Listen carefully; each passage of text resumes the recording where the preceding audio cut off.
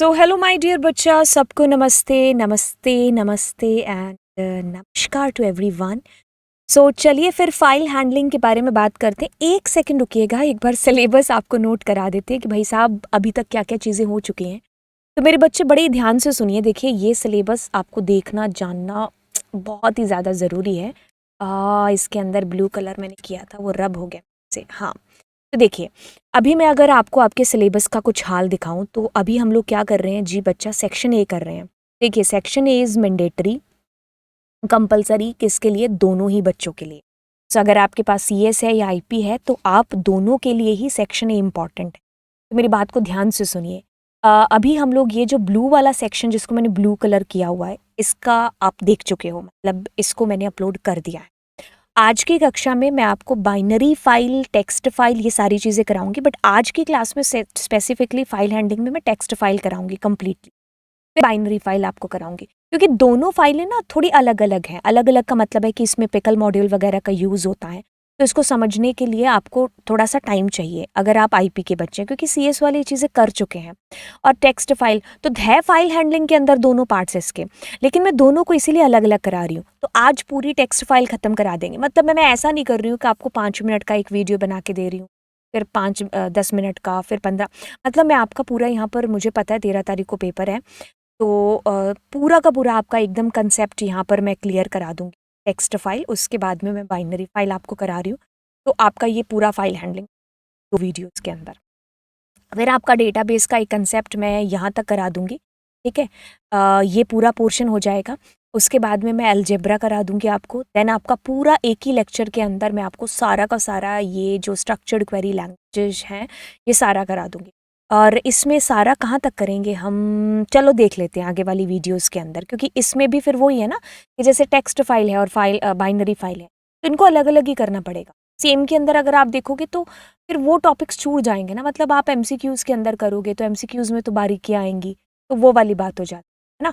तो ये चलो मैं बता देती हूँ, लेकिन मैं आपको इसमें ये चीज़ बताना चाह रही हूँ कि अगर आप आईपी और सीएस के बच्चे, तो सेक्शन ए का मैं ये वाला पोर्शन करा रही हूँ जो कि रेड दिखाई दे रहा है। फिर मैं आपको नीचे लेकर के चलती हूँ। मेरे बच्चे बड़े ही ध्यान से सुनिए। सेक्शन बी आपका बी1 और बी2 है।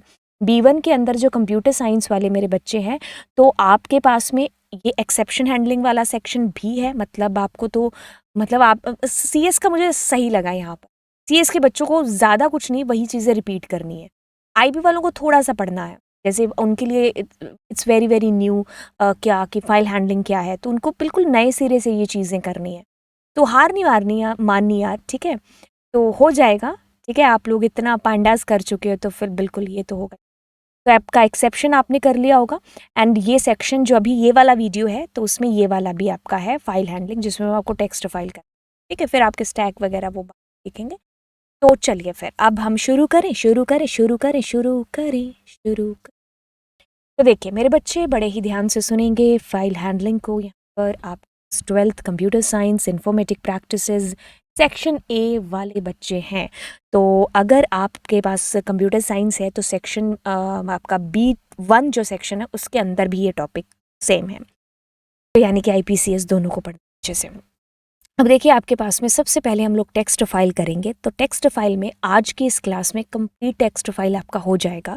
तो यही आपका टेक्स्ट फाइल है पूरा का पूरा, ठीक है? तो इंट्रोडक्शन बता देंगे, नीड बता देंगे, एडवांटेज बता देंगे, टाइप्स बता देंगे। इंट्रोडक्शन हो गया टेक्स्ट फाइल का, क्रिएशन कैसे है, ओपन कैसे किया जाता है फाइल को, किस किस तरीके से हम ओपन कर सकते हैं, अलग अलग डिफरेंट मोड्स क्या हो सकते हैं जब अपनी फाइल को ओपन करेंगे। मोड बोले तो पर्पस क्या हो सकता है, डिफरेंट टाइप के जो पाथ होते हैं जिसको आप रिलेटिव और एब्सोल्यूट पाथ कहते हैं, उन दोनों में क्या अंतर है, फाइल को क्लोज किस तरीके से करेंगे। तो जब आप अपनी अपनी फाइल को ओपन कर लिया तो उसके अंदर पूरी की पूरी रीडिंग कैसे हो सकती है, इवन मैं आपको इसके अंदर राइट भी बता दूँ, ठीक है? तो आपका अब कुछ बचेगा ही नहीं इसके अंदर, ठीक है? तो चलिए सबसे पहले सोचते हैं क्या सोचते हैं। तो देखिए, अगर फाइल हैंडलिंग की ज़रूरत के अनुसार मैं आपको बताऊं कि भाई आपको नीड क्यों पड़ी फाइल्स की या फाइल सिस्टम की, तो मेरी बात को बड़ी ध्यान से सुनिए कि क्या होता था कि आज से पहले जब आप प्रोग्राम बनाते थे तो आप क्या करते थे कि जैसे आपको मान लो 50 बच्चों के डेटा को एंटर करना, उनके मार्क्स, उनके नंबर्स, उनके पेरेंट्स नेम, जो भी उस मतलब उनके मार्क्स वार्क्स, आप सारी चीज़ें, आपको सारा डेटा एंटर करना है। तो अभी आपने उसका डेटा एंटर किया तो वो सारा जाकर के आपका टेम्परेरी मेमोरी में स्टोर होता था। ठीक है, दोबारा से जब आप अपने प्रोग्राम को रन कर रहे हो तो again you need to enter the same data या अलग डेटा। फिर अगली बार जब आप रन कर रहे हो तो यानी कि वो जो आपने डेटा एंटर किया है वो परमानेंटली स्टोर नहीं हो रहा ना। आप समझ पा रहे हो क्या चीज़ हो रही है? जैसे आपने ए में 5 एंटर कराया यूज़र से, ठीक है, फिर बी में आपने 50 एंटर कराया यूज़र से, तो ये तो 2 ही नंबर हो गए। ऐसे आपको काफ़ी सारे रिकॉर्ड्स यूज़र से एंटर कराने हैं ना। तो आप जब जब एंटर करवा रहे हो यूज़र से तो आपका क्या हो रहा है कि ये डेटा जा करके आपकी रैम में स्टोर हो रहा है। रैम आपकी टेम्परेरी मेमोरी है, तो ऐसे में आप अपने डेटा को परमानेंटली तो स्टोर कर ही नहीं पा रहे हो, मतलब आपका डेटा परमानेंटली कहाँ स्टोर हो रहा है। तो आप चाहते हो कि आपके डेटा को आप परमानेंटली स्टोर कर पाओ, तो उसके लिए हमें ज़रूरत पड़ेगी फाइल्स की। सो सीधी सी भाषा में अगर मैं आपको कहूँ, यहाँ पर computer files are stored on a drive. जैसे कि आपकी हार्ड ड्राइव हो गया, डिस्क हो गया, मतलब कहने का कि आप परमानेंटली स्टोर करना चाहते हो अपने डेटा को। ठीक है, तो परमानेंटली कहाँ पर स्टोर होगा, ड्राइव वगैरह क्या।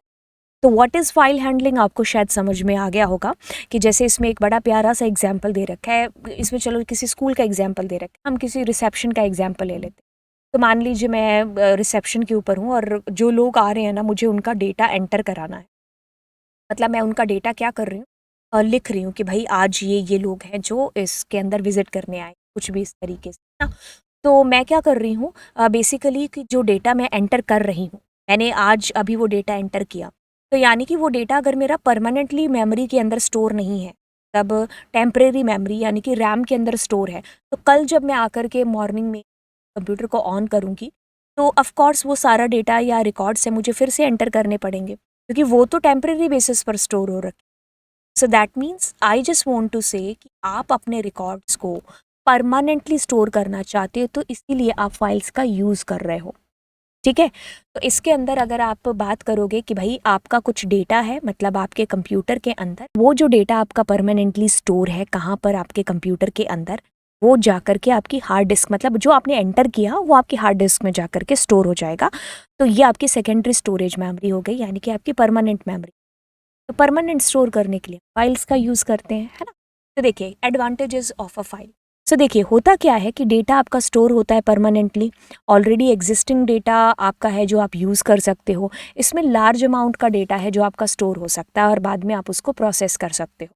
अगर बेसिकली आप अपनी सिलेबस की बात करते हैं क्लास 12th तक, तो आपके पास में CSV, टेक्स्ट और बाइनरी है। बट CUET के सिलेबस की बात करोगे तो आपके पास में CSV नहीं है, आपको टेक्स्ट देखना है और बाइनरी देखना है। आज की कक्षा में टेक्स्ट के ऊपर ध्यान। तो देखिए टेक्स्ट फाइल तो शुरू करते हैं, और लाइक भी कर दीजिए यार अगर आपको ये लेक्चर अभी तक अच्छा लग रहा है, थोड़ा समझ में आ रहा है, क्योंकि बड़ी ही सिंपल सी भाषा के अंदर मैं चीज़ें समझाने की कोशिश कर रही हूँ। ठीक है, मतलब ऐसा कि कभी हम ऐसा चाहते थे कि कभी हमें कोई ऐसे समझाए चीज़ें, तो बस वही एक फीलिंग रखते हुए आपको बस जो है सिंपल तरीके से ईजी भाषा का इस्तेमाल करते हुए तब हम भी इंजॉय कर रहे हैं अपने टीचिंग के पोर्शन को, एंड होपफुली आप भी इंजॉय करके ही सुन रहे होंगे। तो चैनल को सब्सक्राइब कर दीजिए, अगर बहुत ज़्यादा अच्छा लग रहा है तो दोस्तों के साथ शेयर भी कर दीजिए। अभी आगे बढ़ेंगे। तो देखिए इसमें कुछ कुछ चीज़ें हैं जो आपको पढ़नी है। पढ़ने का मतलब है कि आपको इसलिए पढ़ना है क्योंकि आपके पास MCQs आएगा, इसलिए मैंने इसमें थ्योरी आपको लिख करके दी है, क्योंकि मैं एक आपको बता देती वैसे ही कुछ चीज़ें याद भी नहीं रहती। तो अभी यहाँ से क्या होगा, मैं बोल भी रही हूँ, आपके हाथ में कॉपी पेन होगा तो आप उसको लिख भी लेंगे। ठीक है, क्योंकि आखिरकार पेपर में तो आपको जो है याद करके जानी है ना चीज़ें, मतलब ध्यान रख के जानी है, तभी आप टिक मार्क कर पाओगे MCQs को। कहता है कि अ text file store the information in ASCII या फिर यूनिकोड आप कह सकते हो। फुल फॉर्म वगैरह आपसे वैसे पूछी नहीं जाएगी। एंड जो भी टेक्स्ट फाइल के अंदर जो भी इंफॉर्मेशन होती है उसी में स्टोर होती है। Characters the one which we understand very easily. ठीक है, तो हम एस्की वगैरह को अंडरस्टैंड कर सकते हैं, मतलब जो हमारे समझने लायक। तो देखिए अब कहता है कि in a text file each line is terminated with a special character which is known as क्या, end of line. So EOL, यानी कि आपकी टेक्स्ट फाइल के अंदर जैसे आप नोटपैड वगैरह का यूज़ नहीं करते, जैसे पहली लाइन लिखी एंटर किया, दूसरी लाइन लिखी एंटर किया, तो वहाँ पर एक न्यू लाइन कैरेक्टर आ जाता है। तो मैं बताऊंगी भी आगे चल करके आपको प्रैक्टिकल। अभी एक मिनट इसको पढ़ लेते हैं। So in Python by default this end of line character is the new line character. तो इस तरीके से आपका एक न्यू लाइन कैरेक्टर है जो जनरेट हो जाता है, जैसे मैंने यहाँ पर बताया। तो जैसे आपने नोटपैड ओपन किया, जैसे मैंने लिखा जॉनी जॉनी यस पापा, तो यहाँ पर एक new line character automatically generate हो, एंड दैट मीन्स कि ये यहाँ पर आपकी लाइन है जो एंड हो रही है, ठीक है। तो इसीलिए इसको एंड ऑफ लाइन कैरेक्टर बोलते हैं। तो अब एक जनरल सा एग्जाम्पल लेते हैं फाइल्स को समझने के लिए। तो देखिए मेरे ध्यान से देखिए कि अगर आप किसी फाइल की बात, जैसे कि मैं यहाँ पर एक फ़ाइल ले लेती हूँ, वैसे तो ये फ़ाइल नहीं है, ये घर की फ़ोटो है, पिछले महीने का है। देखिए ये मेरे पास में एक फ़ाइल है, ठीक है। तो अब यूजुअल मतलब एक जनरल सी बात है कि जब आप एक फ़ाइल लेते हो तो आप क्या करोगे? ऑफ कोर्स उस फ़ाइल को ओपन करेंगे, या कोई डायरी ले लेते हैं तो मैं ओपन करती हूँ उस फ़ाइल को, मैंने कहा ठीक है मैं ओपन कर लेती हूँ। अब क्या होगा, उसके अंदर प्रोसेसिंग होगी। तो प्रोसेसिंग करने के कितने तरीके हो सकते हैं, बिल्कुल, या तो आप उसको रीड करेंगे और या फिर आप उसको राइट करेंगे। मेरी बात को ध्यान से सुन रहे हो? या तो आप उसको रीड करेंगे या तो आप उसको राइट करेंगे, या फिर आप दोनों चीज़ें कर रहे हो, आर प्लस या फिर डब्ल्यू प्लस, है ना। तो मेरी बात को ध्यान से सुनिए, आपने ओपन किया, प्रोसेस किया, अब you just need to close your file, ठीक है। तो ये 3 चीज़ें ही होंगी। वो बात अलग है कि आप उसका पेज फाड़ के अपनी रोटियां पैक करके लेके जाओगे, हाँ, या फिर क्लास में उसके अंदर लिख करके कुछ टीचिंग कुछ फेंकोगे, वो बात अलग है। लेकिन एक नॉर्मल सी हम बात करते हैं कि यूजुअली हम किसी फाइल को ओपन करेंगे, उसके ऊपर रीडिंग या राइटिंग करते हुए उसको क्लोज कर दें। तो आप इस चीज़ को ध्यान रखिए कि आपकी फ़ाइल ओपन होगी, पहले सबसे पहले राइट होगी, रीड होगी और फिर आप उसको फाइनली क्लोज। बात को थोड़ा सा और ध्यान में रखेंगे कि पर्पस क्या है आपकी फ़ाइल का। मतलब पर्पस बोले तो मोड क्या हो सकता है, जैसे मैंने अभी बताया ना कि पर्पस क्या होगा, या तो मैं रीडिंग के लिए ओपन कर रही हूँ फाइल को, या तो मैं राइटिंग के लिए ओपन कर रही हूँ। तो मेरी बात को बड़े ध्यान से सुनेंगे। आपके पास में अगर बात करें ना मोड की, तो मोड आपके पास में है, जैसे आर मोड है, डब्ल्यू मोड है, एक्स मोड है, ए मोड है। तो मैं ये 2 बार आपको बताऊंगी। पहली बार अभी आपको बोल करके बता रही हूँ, फिर आपको प्रैक्टिकली करने के बाद में फिर से वापस से इसी पेज पर ला करके समझाऊँ, फिर देखना आपको पक्के से चीज़ें क्लियर हो जाएंगी। तो देखिए, आर मोड का मतलब है कि आप अपनी फाइल को रीडिंग मोड के अंदर ओपन कर रहे हैं। शाबाश, अगर आपने ये समझ लिया, दैट मीन्स आप सिर्फ रीड करो। जैसे आपकी मैम बोलती है ना आपको कभी कभी कि चलो रीडिंग करो, तो रीडिंग का मतलब है कि आप उसमें कोई चेंज करते हो नहीं, आप तो खाली जो लिखा है उसको पढ़ पढ़ के सुना रहे हो। वही चीज़ यहाँ पर रीड करना है, आपको फेच करना है वहाँ से डेटा, ठीक है। तो जैसे मान लो आपने पहली बार उस किताब को या उस बुक को ओपन किया, तो जैसे आप पहली बार ओपन करते हो तो यूजुअल सी चीज़ है कि आप शुरू से पढ़ोगे ना, ऐसे नॉर्मल सी चीज़ है कि आप शुरू से पढ़ोगे उसको पहली बार जब आप ओपन कर रहे हो। तो विच मीन्स आप इसको यहाँ पर ऐसे समझ सकते हो कि द फाइल पॉइंटर, कि जो आपकी फाइल का पॉइंटर होगा ना वो कहाँ होगा, आर मोड के अंदर, वो बिगनिंग में होगा, क्योंकि मोड डिसाइड करता है फाइल का pointer. So if the file does not exist, तो यहाँ पर एक प्यारी सी रन टाइम एरर जनरेट हो जाती है। लास्ट में हमने एक्सेप्शन किया था ना, फाइल नॉट फाउंड एरर आपको क्रिएट हो जाएगी अगर आर मोड के अंदर आपकी ने उस फाइल का पाथ दे दिया जो है ही नहीं, मतलब तुमने उसका पता दे दिया जो वहाँ रहता ही नहीं है। तो ऐसे में आपको एरर आ जाएगी। तो मैंने कहा था ये मैं 2 बार बताऊंगी, एक बार अभी, एक बार प्रैक्टिकल करने के बाद में। तो होपफुली आप अगर सीएस के बच्चे हैं तो रिवाइज हो रहा होगा चीज़ें, और अगर आईपी के बच्चे हैं तो आई थिंक 50% तक तो आ ही गया होगा समझ में। बाकी 100% के लिए थोड़ा सा वेट करिए। अब कहता है कि डब्ल्यू मोड, तो डब्ल्यू का मतलब क्या हो गया, जी मैम, राइटिंग के लिए। तो इसमें और कोई बड़ी बात है नहीं, डब्ल्यू फॉर राइटिंग याद हो जाएगा।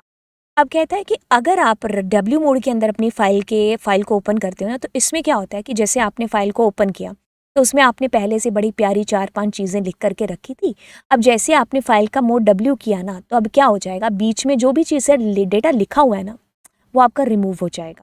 तो इसमें क्या ये वाली सबसे कमी भी होती है या अच्छी चीज़ भी, आपके मतलब जैसे ज़रूरत होगी आपको वैसे यूज़ करेंगे। तो अगर आपका डेटा ऑलरेडी एग्जिस्ट करता है ना, तो डब्ल्यू मोड में ओपन करते ही वो पुराना डेटा आपका रिमूव हो जाएगा। अब इसमें ये चीज़ होती है कि मतलब ओवरराइट हो जाता है आपका डेटा। इसमें ये भी चीज़ होती है कि अगर आपकी फ़ाइल एग्जिस्ट नहीं करती है, तो आर मोड में तो क्या होता था कि फाइल नॉट फाउंड एरर आ जाती थी, लेकिन डब्ल्यू मोड के अंदर क्या होगा मेरे बच्चे, आपको एरर नहीं आएगी, आपकी एक नई फाइल क्रिएट हो जाएगी। जी हाँ, बिल्कुल आप सही सुन रहे हो। अब उसके बाद में ए मोड की बात करते हैं। ए मोड का मतलब है मेरे बच्चे, ध्यान से सुनिए, अपेंड। अपेंड मोड, ठीक है। अपेंड का मतलब यहाँ पर क्या होता है कि जैसे अगर आप कहते हो कि भाई इसमें भी राइटिंग के लिए ही डेटा का यूज़ करते हैं, लेकिन इसमें क्या होता है कि जैसे डब्ल्यू मोड में होता था ना क्या, कि भाई अगर आपने फाइल के अंदर कुछ भी 4 लाइनें लिखी हैं, तो डब्ल्यू मोड में ओपन किया तो क्या होगा, पुराना डेटा आपका रिमूव हो जाएगा और फिर नए सिरे से आप चीज़ें लिखोगे। लेकिन अपेंड मोड में क्या होगा कि आप जैसे अपनी फाइल को ओपन करोगे ना, तो आपकी फाइल का पॉइंटर सबसे लास्ट में होगा। तो अब जो भी आप लिखोगे ना नया डेटा, वो उसी के बाद में अपेंड हो जाए। जैसे लिस्ट में नहीं करते थे 3 4 2, ये आपकी लिस्ट है, इसमें अगर आप अपेंड कर रहे हो नया तो वो लास्ट में हो जाएगा। सेम तरीके से यहाँ पर आप पुराने डेटा के साथ में ही कोई नए डेटा को जो है अपेंड कर रहे हो, दैट इज अपेंड। और इसमें भी क्या होगा कि जब आप अपनी फाइल को ओपन करते हैं ना, तो अगर वो फाइल एग्जिस्ट नहीं करती है तो ये भी नई फाइल क्रिएट कर देता है। अब मेरे पीछे पीछे इन दोनों को रिवाइज करेंगे। डब्ल्यू मोड और ए मोड के अंदर पहले तो देखें थे कि सिमिलैरिटी क्या है। दोनों मोड्स का यूज होता है डेटा को राइट कराने के लिए। Cool, yes. दोनों में सिमिलैरिटी दूसरी क्या है कि अगर आपकी फाइल एग्जिस्ट नहीं करती है तो दोनों आपको एरर नहीं देते हैं, नई फाइल क्रिएट कर देते हैं। बराबर बात। चलिए अब दोनों के अंदर डिसिमिलैरिटीज देख लेते हैं। डब्ल्यू मोड का जब आप यूज़ करोगे और डब्ल्यू मोड में जब आप अपनी फाइल को ओपन करेंगे तो इसमें क्या होगा, आपका जो पुराना डेटा होगा ना वो ओवरराइट हो जाए। और ए मोड के अंदर क्या होगा, आपका डेटा पुराने वाले के साथ में ही अपेंड हो जाए। ठीक है। और ए मोड में क्या होगा, आप जैसे ही ए मोड में अपनी फाइल को ओपन करेंगे तो आपकी फाइल का पॉइंटर लास्ट में होगा, डब्ल्यू मोड में शुरू में होगा क्योंकि सारा डेटा रिमूव हो चुका होगा। अब आपने मैम हमें ए मोड, डब्ल्यू मोड और आर मोड बता दिया, क्या दुश्मनी है आपकी ए एक्स मोड के साथ में? मैं कहूँगी दुश्मनी नहीं है, इसको अब बताएंगे। एक्स मोड का यूज़ भी एक्चुअली में फाइल के अंदर डेटा को राइट करने के लिए ही कराया जाता है, बट एक्चुअली में इसमें अंतर क्या आ जाता है, मतलब ये डब्ल्यू मोड की तरह सेम है, इसमें एक अंतर है कि अगर आपकी फाइल एग्जिस्ट कर रही है तो ये आपको एरर दे देगा, फाइल एग्जिस्ट एरर। बड़ी अजीब बात है ये तो, है ना, कि इसको पसंद है कि भाई वो जो फाइल आप लिख रहे हो ना वो ऑलरेडी एग्जिस्ट करती हुई नहीं होनी चाहिए। ऑलवेज आपको नई फाइल का नाम देना है। अगर आपने किसी भी पुरानी फाइल का नाम दे दिया तो ये फाइल एग्जिस्ट एरर थमा देगा। लेकिन डब्ल्यू और ए मोड में क्या हो रहा था, जब फाइल एग्जिस्ट नहीं करती थी तो वो नई फाइल क्रिएट कर देते थे। अब देखिए क्या होगा, आप मेरे साथ साथ इस चीज़ को देखेंगे, फिर मैं आपको प्रैक्टिकली भी बताऊंगी। तो देखिए होता क्या है कि जब आप अपनी फाइल को ओपन करेंगे तो आपको ओपन फंक्शन यूज़ करना पड़ेगा। छोटे अक्षरों में लिखना, अपने छोटे अक्षरों का मतलब स्मॉल लेटर्स के अंदर आप लिखोगे ओपन। ठीक है, तो ओपन के बाद में आपको यहाँ पर उस फाइल का नाम लिखना है और यहाँ पर उसका पर्पज़ यानी कि मोड बताना है। तो मेरी बात को ध्यान से सुनिए, ये भी डबल कोट्स में है, ये भी डबल या सिंगल किसी में भी आ सकता है। तो देखिए ये फाइल का ऑब्जेक्ट हो गया, ये फाइल का नाम या फिर उस जगह पर जहाँ पर फाइल पड़ी है उसका पूरा पाथ और फाइल का नाम। और यहाँ पर मोड का मतलब हो गया पर्पस क्या है, क्यों आप फाइल को ओपन कर रहे हैं। तो बेसिकली क्या होता है कि पाथ अगर आप देख रहे हो ना तो पाथ ऐसे आएगा, पूरा का पूरा आपके ड्राइव का पूरा पाथ आप देखते हो ना, सी ड्राइव में यूज़र में ऐसे ऐसे जा करके। अब आप ये सोच रहे होंगे कि ये डबल स्लैश का यूज़ क्यों किया है, बता देते हैं। अब यहाँ पर देखिए फाइल का नाम है, टेक्स्ट फाइल है तो txt, और आर मोड की बात हो रही है तो आर मोड यानी कि रीड मोड आपके पास में है। ठीक है, तो रीड मोड में मतलब आपने अपनी फाइल को ओपन किया है। तो देखिए बाय डिफ़ॉल्ट जो मोड होता है वो आर मोड ही होता है आपके पास में। अब मैं आपको यहाँ पर एब्सोल्यूट और रिलेटिव पाथ के थ्रू फाइल को ओपन करना बता देती हूँ बेसिकली। ठीक है, तो अभी तक जो चीज़ें मैंने आपको थियोरेटिकली बताई हैं उनको ज़रा प्रैक्टिकली, एक सेकेंड, ये नॉट रिस्पॉन्डिंग, हाँ जी सही हो गया। ठीक है, तो अब आप और मैं क्या करेंगे, सबसे पहले स्टेप नंबर 1 हम क्या करते हैं, नोट पैड ओपन कर। ठीक है, एक सेकेंड, अच्छा नोट पैड ओपन कर लिया, ओपन हो जाने दो धीरे धीरे। ठीक है, तो नोटपैड के अंदर मैं आपको टेक्स्ट फाइल के दर्शन करा रही हूँ। ये आपकी टेक्स्ट फाइल है, इसमें हम कुछ लिखते हैं, चलो लिखते बोले इसके अंदर कुछ प्यारी सी चीज़ें, कुछ नहीं आ रहा, सी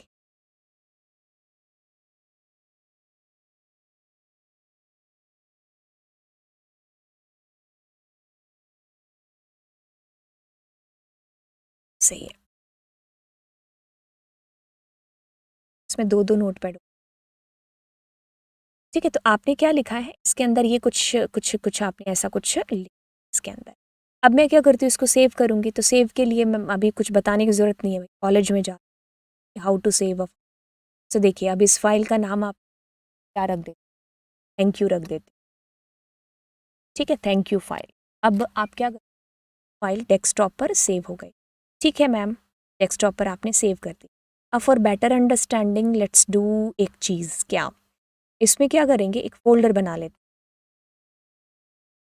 ओ काका, राइट क्लिक हो जा।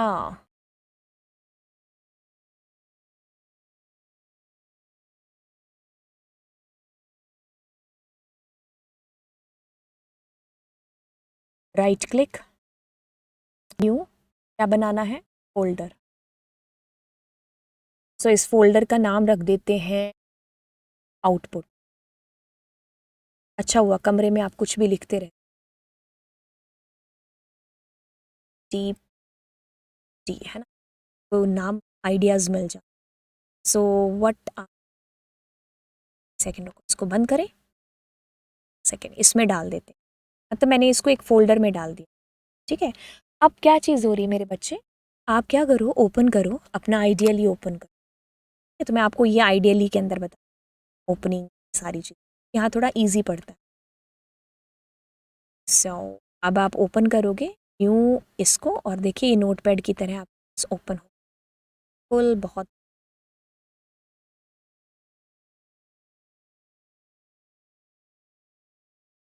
यही समझाना। आप कोई भी ऑब्जेक्ट लिखेंगे, मैंने फाइल लिखा, अब आप क्या करोगे, ओपन। ओपन के अंदर मेरे बच्चे क्या लिखोगे, फाइल का पाथ, यानी कि वो कहाँ पर। अरे इधर क्या लिखना था, MODE, मोड लिखना है।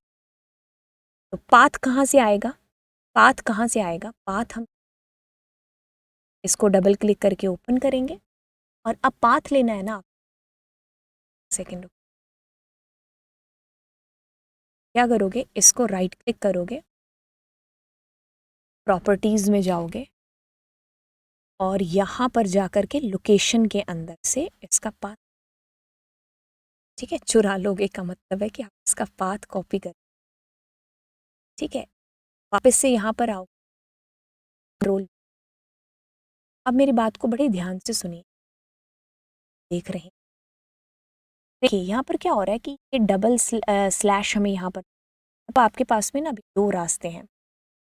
ठीक है, दो रास्ते क्या है, या तो आप क्या कर लो, यहाँ पर R लिख, ठीक है, और या फिर क्या करो, इन सबको डबल स्लैश करो, क्योंकि ऐसा इसलिए करना ज़रूरी है क्योंकि इसका एक्सपेरिमेंट मैं आपको इस पर करके, जैसे आपने लिखा प्रिंट, ने लिखा स्लैश AEE, तो देखो अगर आप ऐसा करते हो, स्लैश आपने लगाया, तो क्या होगा, उसने इसको न्यू मतलब इसने इसको न्यू लाइन समझ लिया, एस्केप सीक्वेंसेस याद आ गया थोड़ा सा।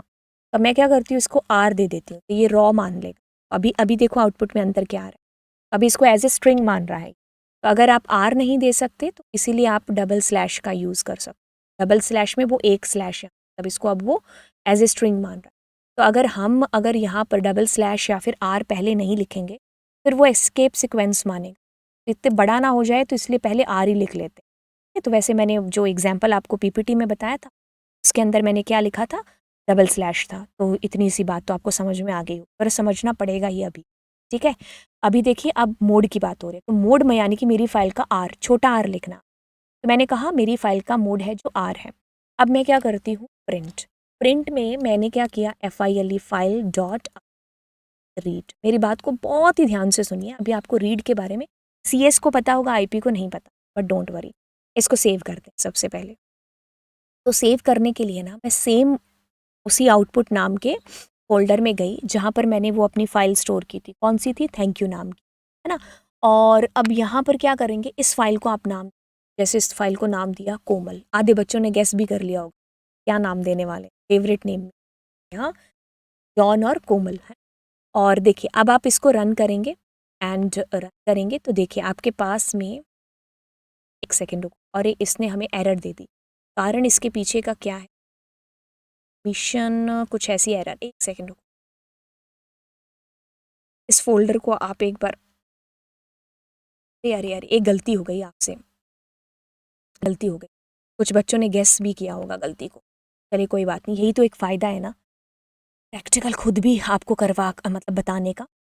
आपसे भी ये गलती हो सकती है। अब बात क्या हुई, अगर आप गलती को गेस कर गए होंगे, और यार इसको इसको करो। गलती ये हुई हमसे कि हमने क्या कर दिया, मतलब मैंने किसी को चिट्ठी भेजी, मैंने सारा एड्रेस लिख दिया, भाई बंदे का नाम नहीं लिखा। मैंने कहा दिल्ली जाओ, दिल्ली जा कर के नेहरू प्लेस के अंदर जो है चिट्ठी दे के आनी। बट नेहरू प्लेस तो बहुत बड़ा है ना, इसके घर में दोगे चिट्ठी? काका मैंने नाम नहीं लिखा, नाम के लिए मुझे उस फाइल का नाम लिख। हाँ, डॉट स्टे। अब आप इसको रन करेंगे। अब आपके पास में देखिए जो चीज़ें आपने लिखी अब आपके पास में डिस्प्ले हो। ठीक है, सो मैंने आपको अभी तक क्या बताया, फाइल का पाथ आपने इस तरीके से सेट किया, थैंक यू डॉट टी और मोड आपने दे। अब ये हो गया आपका, जो ये वाला पाथ है ना, जो ये हमने लिखा है, ये आपका होता है। एक सेकेंड से लेते एब्सोलूट पाथ के बाद देखिए अभी आपने ये जो किया है ना, तो देखिए ये क्या होता है, ये आपका एब्सोलूट पाथ होता है।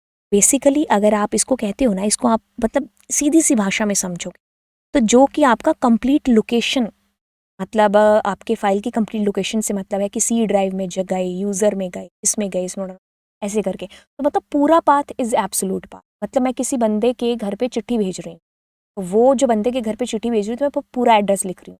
ऐसा कह रही हूँ कि भाई वो मतलब इंडिया में, राजस्थान कोटा में और शहर होगा गणपत नगर ना, मेरे को नहीं पता। तो वहाँ पर राम नाम का एक शख्स है, वो रह रहा है, मतलब ऐसे करके मैं क्या कर रही हूँ, पूरा पाथ दे। ठीक है, तो वो आपका एब्सोलूट हो जाए।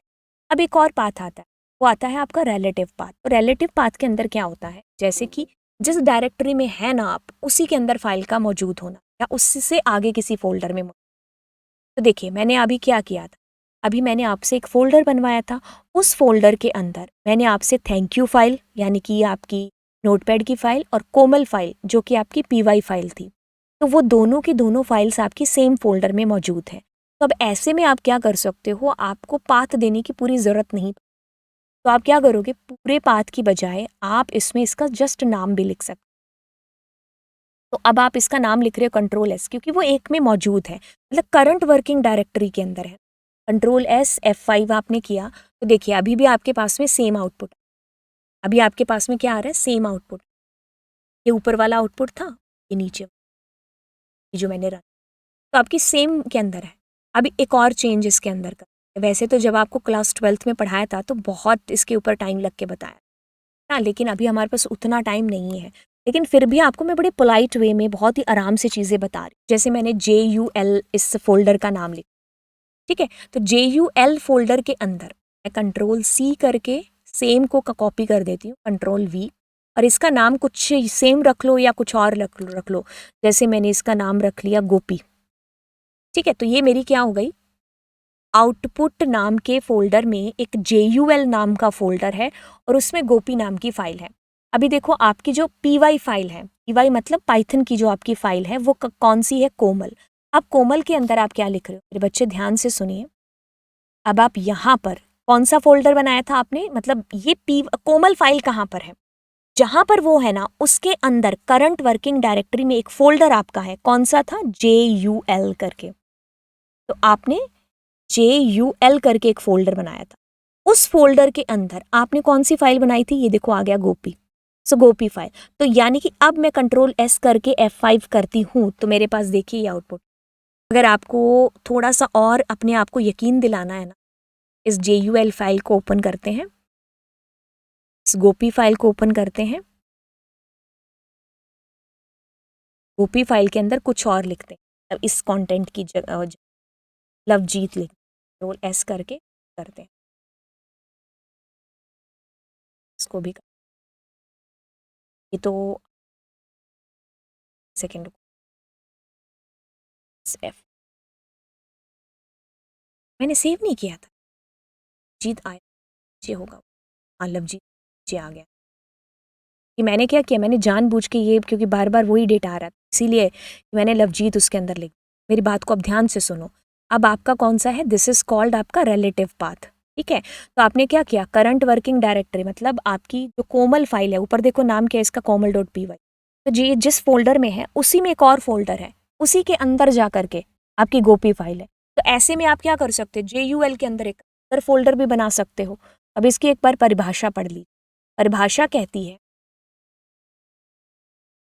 कहती है relative path is a path that describe the location of a file or a folder in relative to the current working directory। देखिए आपकी करंट वर्किंग डायरेक्टरी कौन सी थी, अभी आपने जिसमें बनाया था आउटपुट नाम के फोल्डर में आपकी एक फाइल थी, कौन सी थी, कोमल। उस कोमल फाइल के साथ में आपने एक फोल्डर भी बनाया, कौन सा, JUL फोल्डर। उस JUL फोल्डर के अंदर आपने गोपी फाइल किया। तो करंट वर्किंग डायरेक्टरी जो भी आपकी, जैसे आउटपुट से अंदर से आपके पास JUL फोल्डर आपने लिखा, JUL के अंदर ये वाली फाइल थी, तो ये आपका रिलेटिव पाथ हो गया। और अगर आप इस पाथ की बात करते हो तो इस पाथ में क्या होगा, आपकी पाइथन की फाइल और आपकी जो जिस फाइल को आप एक्सेस कर रहे हो, मतलब आप जिसको फैच करा रहे हो अपने प्रोग्राम में, वो दोनों अलग लोकेशन पर हो सकती हैं, क्योंकि आप उसके अंदर क्या कर रहे हो, आप पूरा एड्रेस दे रहे हो। ठीक है, तो पूरा एड्रेस मतलब आपने कहा सी ड्राइव में जाओ, उसमें यूजर्स फोल्डर में, लवजीत HP फोल्डर में, डेस्कटॉप के अंदर, ये वाली फोल्डर के अंदर ये वाली फाइल। तो ये आपका एब्सोल्यूट पाथ हो गया, मतलब जो एक कंप्लीट आपका पाथ जो है मतलब कंप्लीट पाथ आप यहाँ पर देते हो। ठीक है, सो ये अंतर हो गया दोनों के बीच में। अब मैंने यहाँ पर एक फंक्शन यूज़ किया था रीड, खैर मैं उसका मतलब आपको समझाती हूँ, बट फिलहाल के लिए मैं आपको जस्ट ओपन करना बता रही। देखिए जैसे आपने फाइल को खोला है तो वैसे ही आपको अपनी फाइल को क्लोज भी करना होगा। ठीक है, तो f.close, f का मतलब आपकी फाइल का पॉइंटर और क्लोज नाम का फंक्शन है। अब देखिए आपकी फाइल को आप ओपन दो तरीके से कर सकते हैं, एब्सोल्यूट और रिलेटिव पाथ तो आपको पता चल गया, लेकिन आप ओपन फंक्शन के अलावा एक विद नाम के कीवर्ड से भी अपनी फाइल को ओपन कर सकते हैं। ठीक है, जैसे कि एक तरीका मैंने वे नंबर 2 आपको बता दिया। अब ऐसे में क्या होता है कि इसमें जब होता है ना आपकी फाइल ओपन होती है तो आपको फाइल को क्लोज करना मैंडेटरी हो जाता है। मतलब इसमें आपने अगर अपनी फाइल ओपन की तो अब आपको उसको क्लोज करना ही पड़ेगा, खुद से आपको उसको क्लोज करना होगा।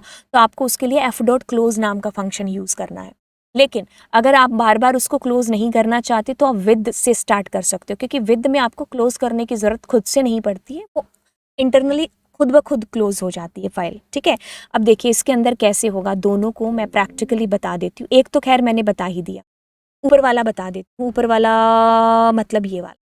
ठीक है, तो विद ओपन के थ्रू देखिए अब इसमें क्या होगा, सेम टू सेम है, ऐसा कुछ खास नहीं है। जैसे ये हो गया आपका without with,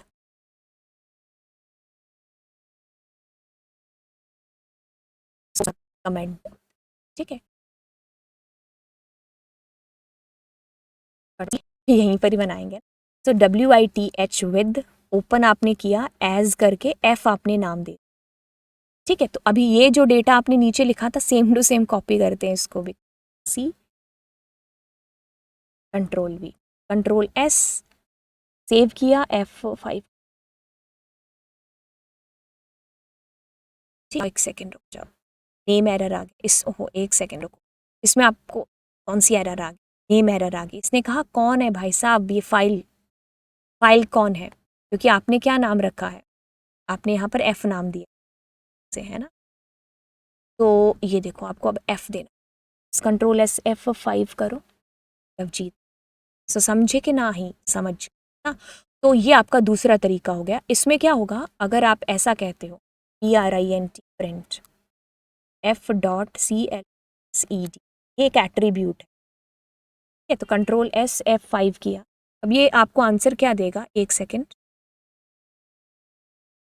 sorry that is my mistake, F5, क्योंकि उसने देखो आपको क्या कहा, ये कॉलेबल नहीं है, क्योंकि यूजुअली हमारी हैबिट होती है ना बार बार फंक्शन करने की, क्योंकि ये पैराथिंसिस जिसमें आते हैं वो फंक्शन होती है, वो पैराथिंसिस नहीं है। मैंने बोला सही था कि एट्रीब्यूट है, लेकिन मैंने उसमें पैराथिंसिस लगा दिए। देखिए आप ये पैराथिंसिस ये नहीं लगा सकते। ठीक है, तो इसने कहा ट्रू, यानी कि आपकी फाइल बंद हो चुकी है।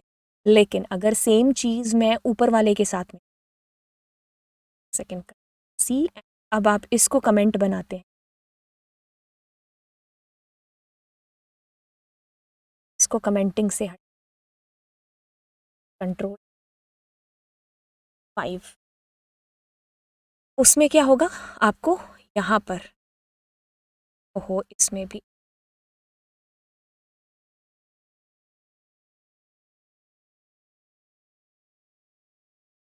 सो इसमें भी आपको आंसर दे रहा है फॉल्स दे रहा है। तो मतलब कहने का कि आपको फाइल को क्लोज करना ज़रूरी होगा इसके अंदर। तो जैसे कि अगर आपने लिखा FI, फाइल ही है ना, इस बार गलती ना हो, CLOSE क्लोज फंक्शन F, तो अब आपको ट्रू आएगा आंसर का। देखो अब की बार आपको ट्रू कहा इस कि आपका फाइल अब आपने क्लोज किया है। विद के साथ करते हो तो आपको क्लोज करने की जरूरत ऑटोमेटिकली। अब चलिए फटाफट से रिवाइज करिए, आपने मेरे साथ अभी तक क्या पढ़ा।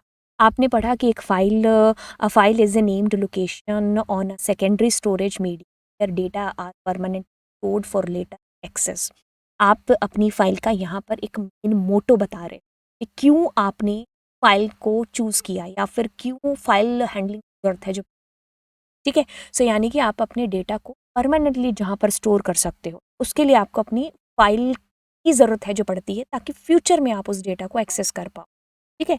अब आपने क्या पढ़ा मेरे साथ में, a text file contain only textual information consisting of alphabets, numbers, other special symbols.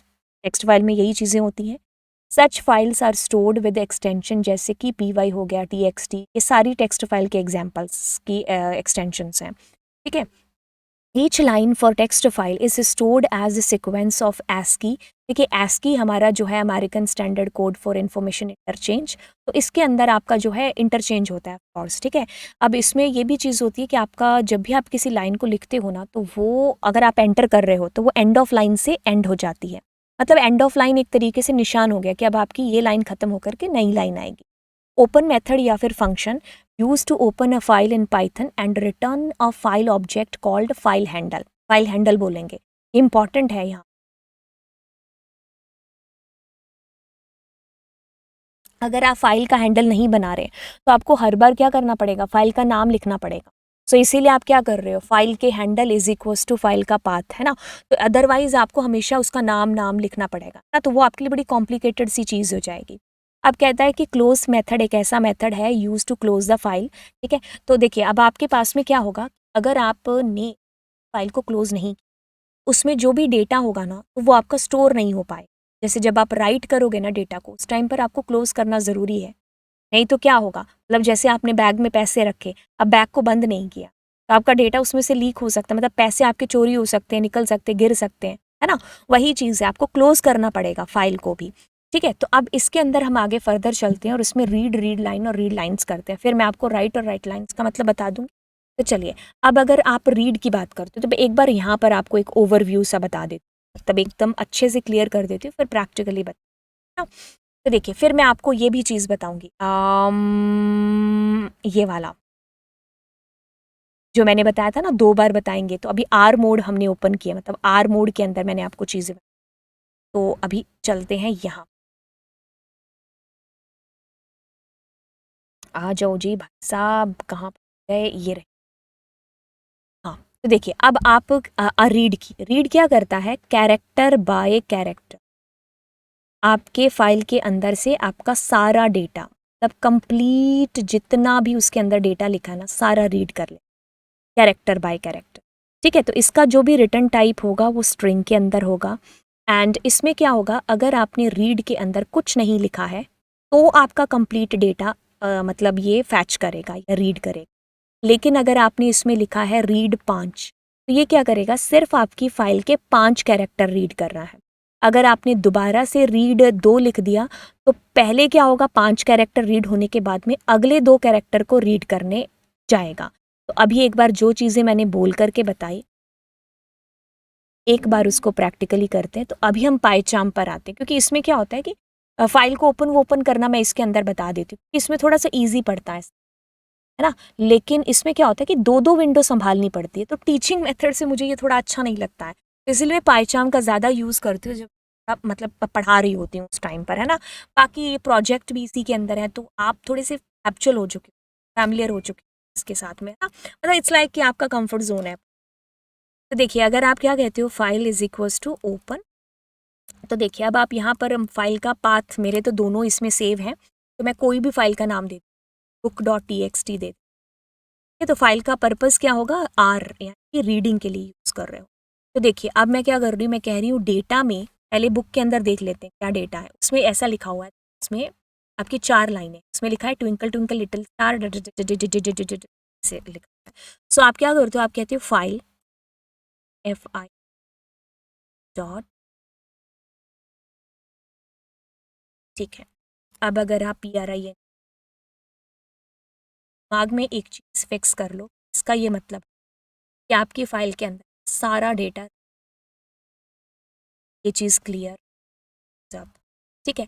अब आप यहाँ पर क्या करते हो, आप कहते हो तो जहाँ पर आपकी फाइल का पॉइंटर है, फाइल का पॉइंटर कहाँ है, जब आप R मोड में फाइल को ओपन करते हो, याद करो जिसको मैंने कहा था, दोबारा आके बता, इसमें एक लाइन लिखी थी, जब आप अपनी फाइल के R मोड करते हो, फाइल को ओपन करते हो, उस वक्त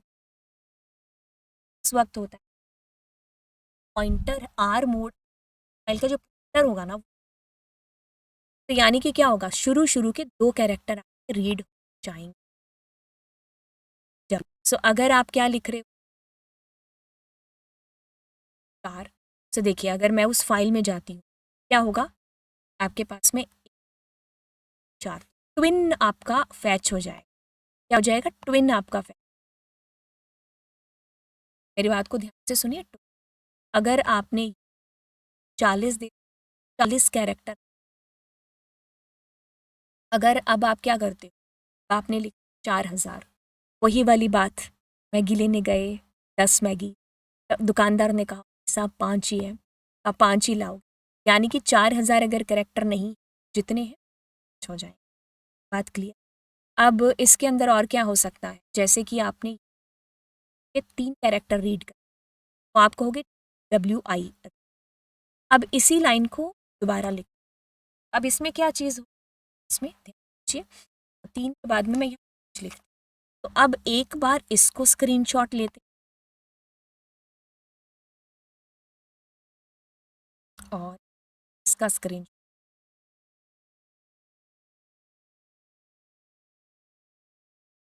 ठीक है। तो फिर आप इसमें गेस करना, फिर हम इसको रन, ठीक है। तो देखिए अब इसमें 2 चीज़ें हो रही।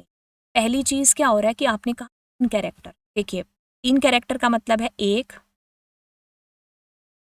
इस लाइन से TW, यानी कि अब आपकी फाइल का पॉइंटर कहाँ है, I और N के बीच में है, यानी कि शुरू किससे होगा, N से। तो अब इसमें लिखा है 5, तो इसका मतलब 1 2 4 5, सो NKLE कॉमा, तो ये 5 कैरेक्टर अगले उसने रीड कर, समझे कि नहीं समझे, ठीक है। तो वो आगे वाले करेगा, इसीलिए हम इसको रन करेंगे, जो वो N के। तो अब अगर आप रीड कुछ ऐसा करते हो C, अगर मैं अगले ऐसा 7 करती हूँ तो क्या बताएं, इसके अंदर जा कर के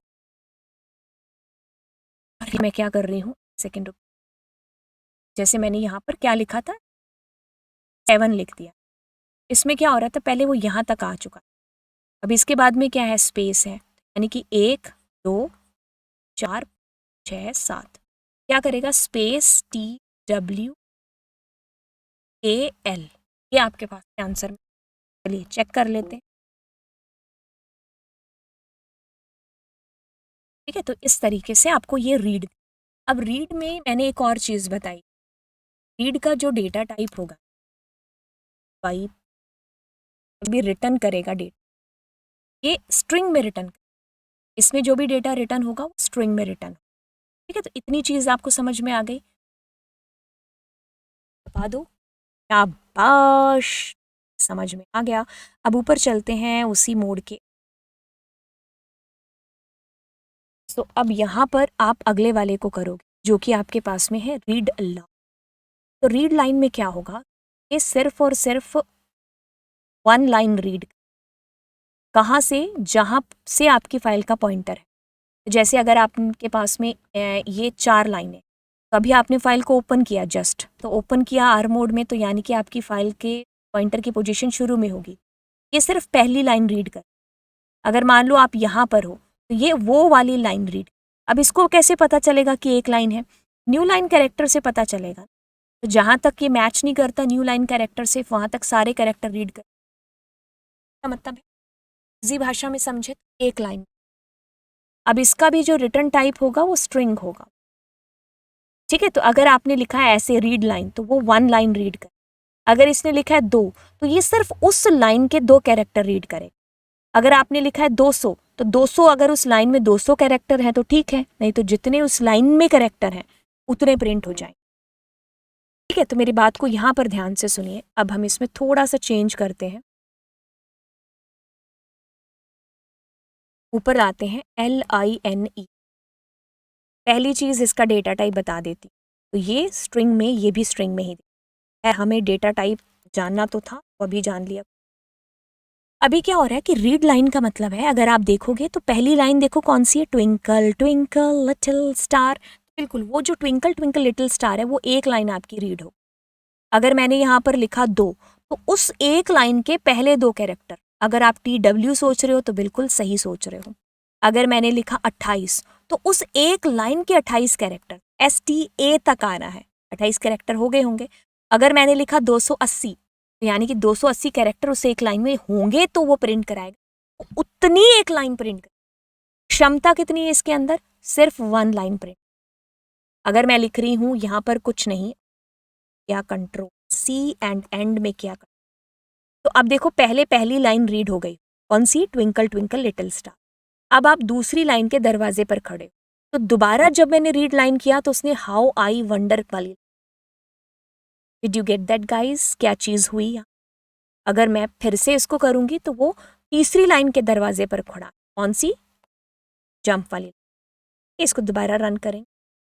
ठीक है, तो अभी इस चीज को समझिए कि क्या हो रहा है। रीड लाइन भी आपको स्ट्रिंग में आंसर करता है और ये सिर्फ एक कैरेक्टर, मतलब सॉरी एक लाइन आपकी रीड करके दे, राइट। अगर अब यहां पर आपको ये चीज समझ में आ गई तो इसको भी आप अच्छे से समझ जाओगे। इसमें क्या हो रहा है, इसमें हो रहा है रीड लाइंस। तो आपको देखते ही समझ में आ गया कि मोर देन लाइन की बात, लेकिन इसमें जो भी डेटा आपका आता है वो लिस्ट की फॉर्म में आता है। मतलब ये लिस्ट है, उसमें पहली लाइन, दूसरी लाइन, तीसरी लाइन, मतलब सारी लाइन रीड हो रही हैं, लेकिन वो लिस्ट के अंदर पैक होकर के आ रही है इसमें। ठीक है, जैसे कि अगर आप कहते हो यहां पर रीड लाइंस, तो इसका जो डेटा टाइप आएगा, पहली चीज वो लिस्ट में आएगा। देखिए लिस्ट के अंदर पहली लाइन, फिर हाउ आई वंडर दूसरी लाइन, और फिर आगे चल करके।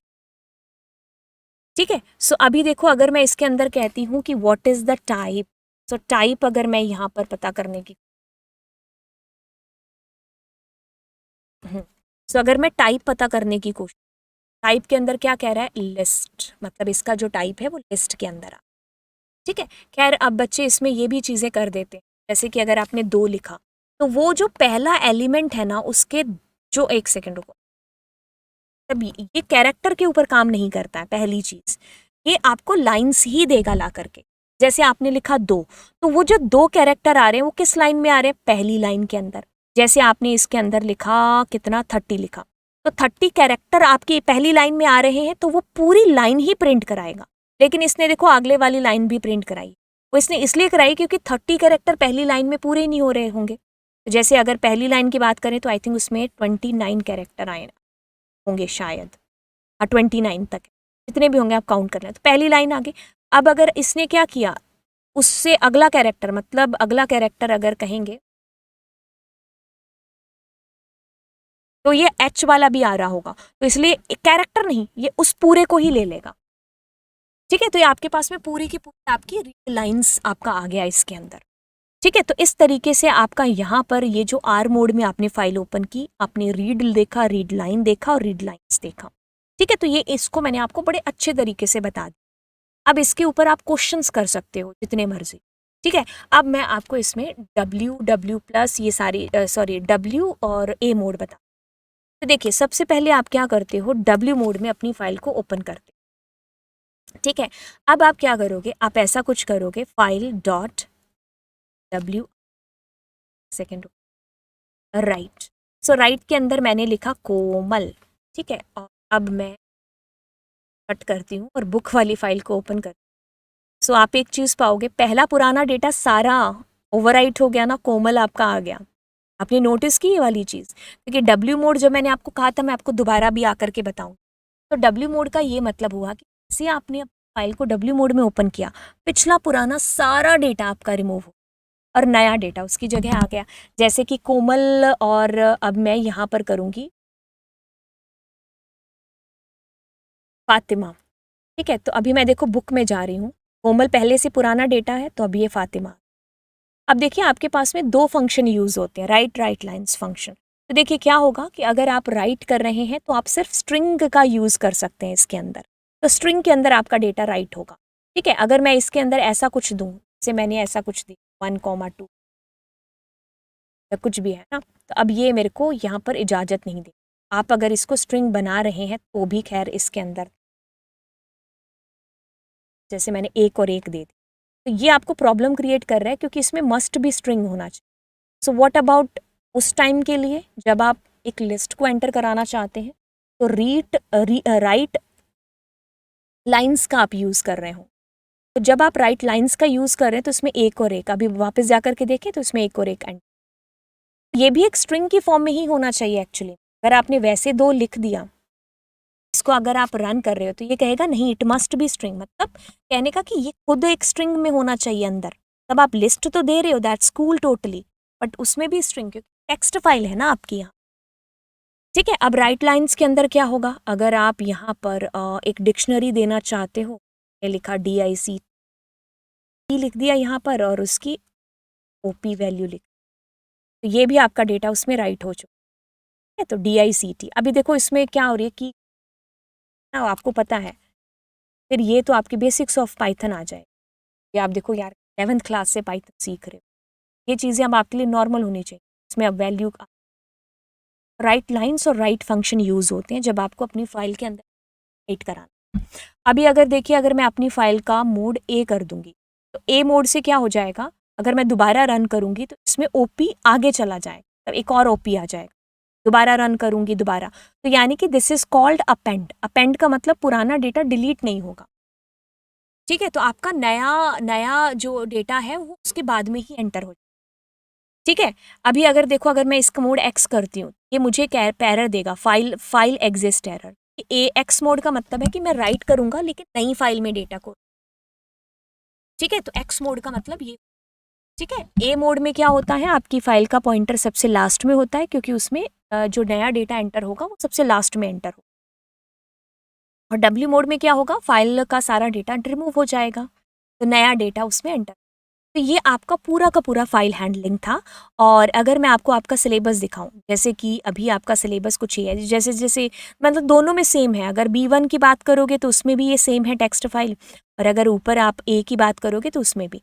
देखिए अभी आप अगर बहुत ही बारीकी से देखेंगे तो आपके पास file handling, text file and binary file and type, open close मैंने दोनों तरीके आपको बता दिए, क्लोज करना ओपन करना विद के थ्रू भी। रीडिंग और राइटिंग आपको टेक्स्ट फाइल बता दिया मैं। ठीक है, अभी आपको क्या करना है, यहाँ पर फाइल के एक्सेस मोड भी आपको बता दी। तो अब मैं आपको नेक्स्ट वीडियो के अंदर ले जाऊंगी और उसके अंदर मैं, चलो येलो ही कर लेती मैं आपको बताने वाली हूँ, एक सेकेंड, उसके अंदर मैं आपको बताऊंगी ये वाला जिसको आप बाइनरी फाइल कहोगे। और बाइनरी फाइल को ओपन क्लोज करना वो सेम ही होगा वैसे तो, रीडिंग और राइटिंग करना इसने खास तौर पर लिखा हुआ पिकल मॉड्यूल का यूज करते हुए। बाइनरी फाइल मतलब आपका कंप्लीट करा दूंगी मैं इसके अंदर। ठीक है, तो अभी मैंने आपको क्या बताया, टेक्स्ट फाइल। तो मतलब मैं आपका थोड़ा टाइम ऐसे मतलब बर्बाद नहीं करना चाहती हूँ, छोटी छोटी वीडियोस ला करके फिर आप उनको, तो इसमें मज़ा भी नहीं आएगा कि अभी ये मजाक का टाइम नहीं है। मजाक बोले तो ऐसा नहीं है कि कुछ भी पेपर में लिख दोगे और कुछ भी जैसे तैसे नंबर आ जाए, ये बात आपके फ्यूचर की है। ठीक है, तो यहाँ पर हम कोई भी रिस्क नहीं लेना चाहते। आप भी दिल से कोई क्योंकि आपको पता है आपके जो आगे आने वाली फ्यूचर की इमारत है वो कुछ इन्हीं दिनों के ऊपर टिकी हुई। ठीक है, तो इसीलिए आज मैंने आपको 28 तारीख का प्रॉमिस किया था। ऑफ कोर्स कुछ दिन ज़्यादा हो गए, तो अभी मेरे को अंदर सुबह से कुछ अच्छा नहीं लग रहा था, नहीं लवजीत उठ उठ उठ, मतलब तू मतलब कंप्लीट कर, मैंने उनको बोल रखा है ना। सो एक वो चीज़ होती है ना जो आप बार बार ऐसी चीज़ पूछ रहे हो। मतलब टेलीग्राम पर कुछ मैसेज करने का भी मन नहीं कर रहा, अरे मैसेज करेंगे तो कुछ नहीं पूछ क्या करेंगे हम। तो ऐसी वाली फीलिंग आ रही थी। तो अभी चलिए फिर आप दोस्तों के साथ में इसको शेयर कर दो, और अच्छा लगे तो लाइक और कमेंट भी कर देना, ठीक है। एंड इसके जो एमसीक्यूज वगैरह हैं वो भी मैं आपको दे दूंगी। एक बार आप बैठ करके कुछ दिन के लिए अपने कंसेप्ट को क्लियर करो, बाकी सारी चीज़ें धीरे धीरे होती जाएंगी, ठीक है। एक एक तरीके से आप क्या करो, सबसे पहले रिलैक्स हो, सिलेबस देखो जो मैंने आपको बताया है। आप अपना एक्सेप्शन हैंडलिंग देखो, आप अपना फाइल हैंडलिंग, उसमें मैंने नोट्स पर ज़्यादा ध्यान मतलब मैंने कंटेंट आपको दिया है, तो आप उसको ऐसे पेजेस वगैरह पर लिख सकते, ठीक है। तो पेजेस वगैरह पर पॉइंट बना करके, तो